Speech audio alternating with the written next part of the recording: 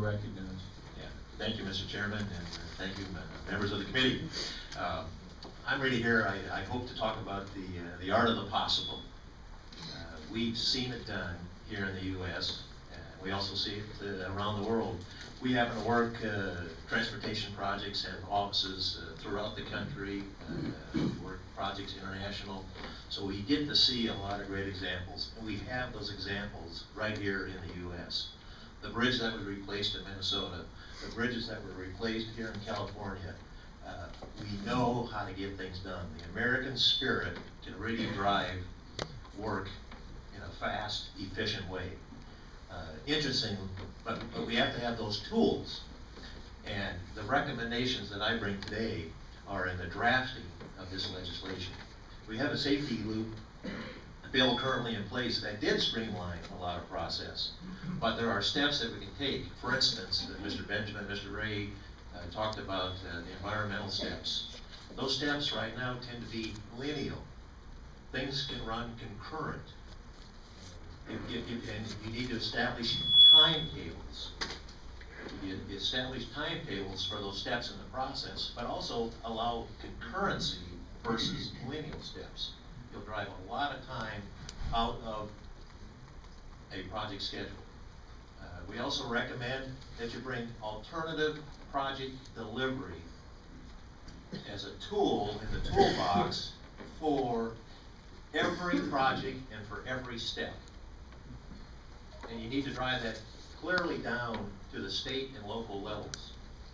Government is really good at governance, oversight, driving quality, but now let that private sector step in to bring innovation, creativity, and that sense of urgency.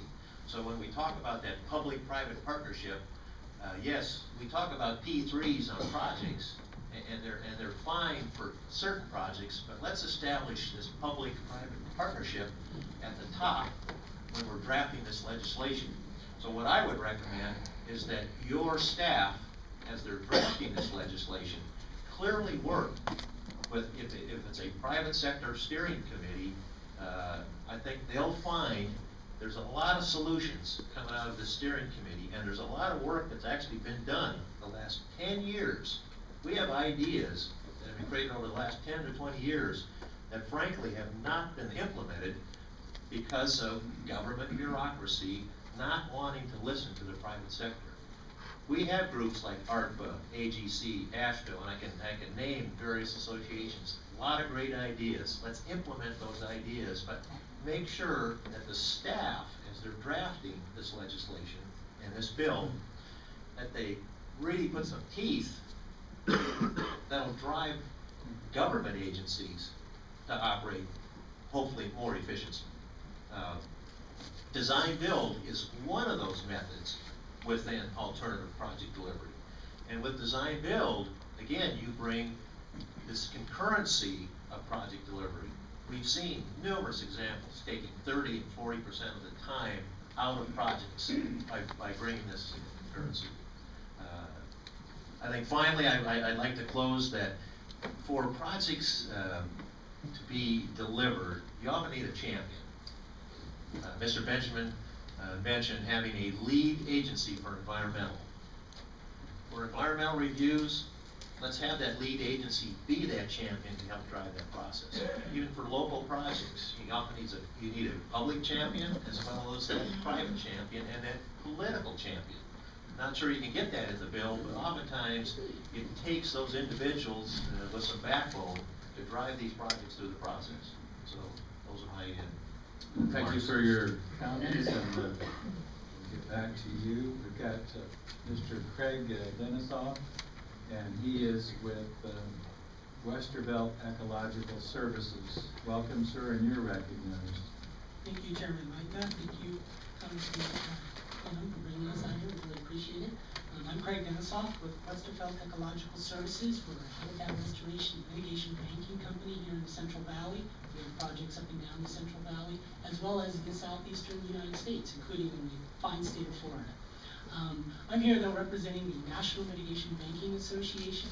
We're a group of small businesses, private companies, and landowners who are actually helping transportation groups, flood groups, ports, address a lot of these environmental challenges that we have. We are a green business.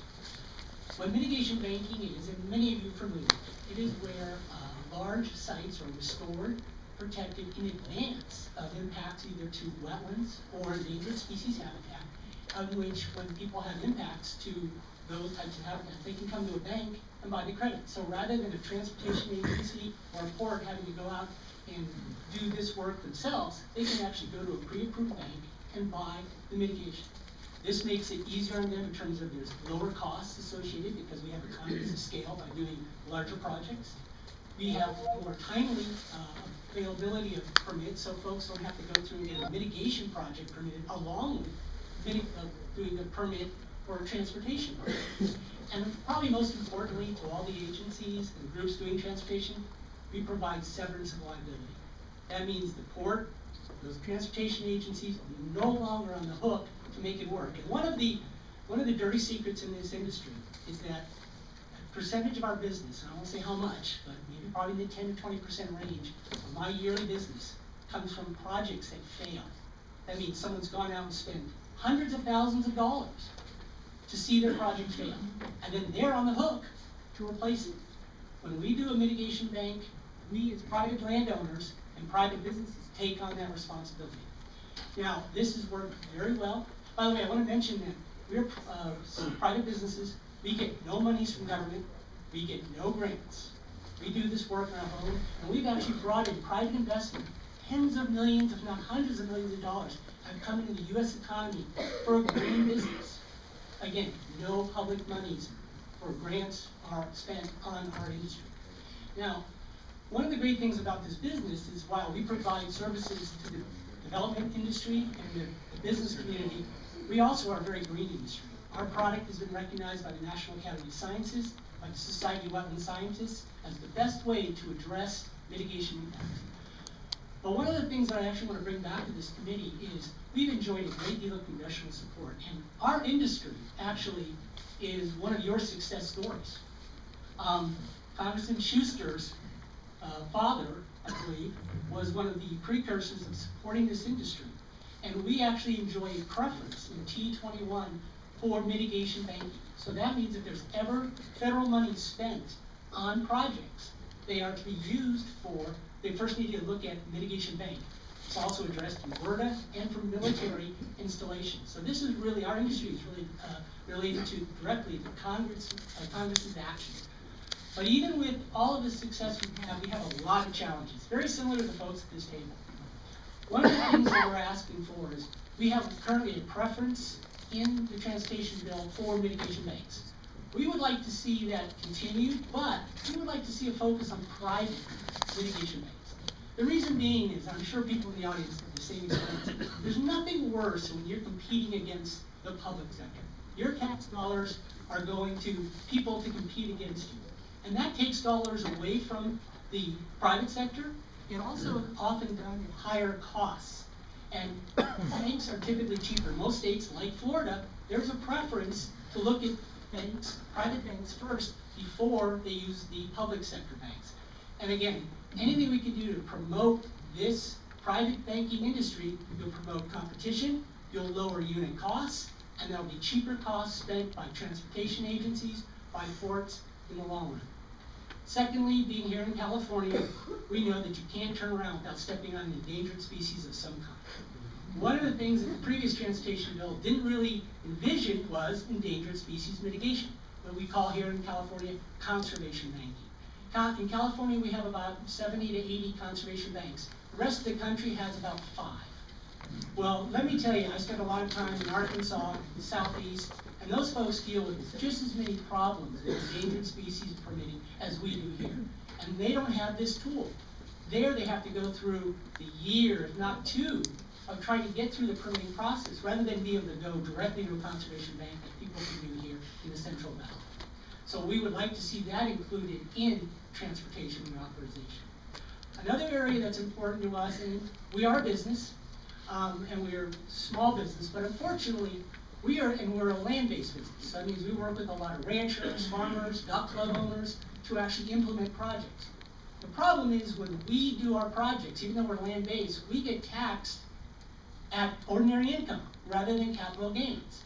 Now, one will say, well, gee, what's the big deal, Craig? Well, the big deal is that's an added cost to the industry, of which, if there's added costs, we typically have to pass that on. So we would like just fair treatment within the tax code, and that's something that we had measures introduced in the last Congress, and they'll hopefully be reintroduced again. We just hope for your members' support of those measures when they come through.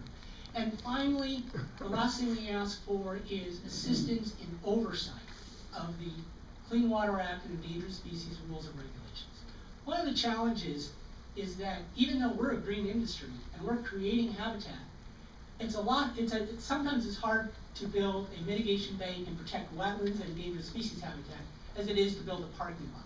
I go through as much review, and sometimes more so, than some other projects. Now, we're proud of what we do, we want to be regulated, but we should be streamlined to get through this process, and we need consistent application of rules and regulations throughout the United States. So when you're doing a bank in the Central Valley, it's just the same as doing a bank in San Francisco to be able to serve the Port of Oakland or in Seattle or other states. And that kind of oversight would really help our industry. Thank you very much. Thank you, and let's go now to Aaron Henchman. I'm sorry? Hageman. Hegeman, Director of Public-Private Partnerships and